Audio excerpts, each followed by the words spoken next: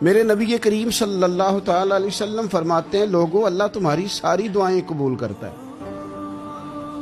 لیکن اس کے 3 طریقے ہیں، 3 جہتیں ہیں دعا کی قبولیت کی۔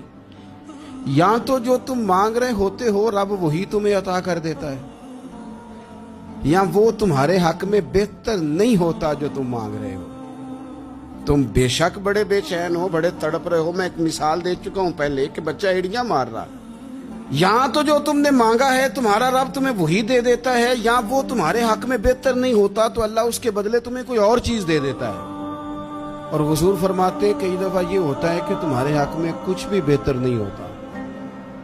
دعا تمہاری اللہ پھر بھی رد نہیں کرتا۔ تیسری صورت میں رب تمہاری دعائیں ذخیرہ کر لیتا ہے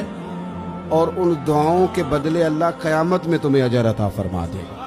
ہمارے صوفیاء فرماتے ہیں کہ انسان کی مثال اس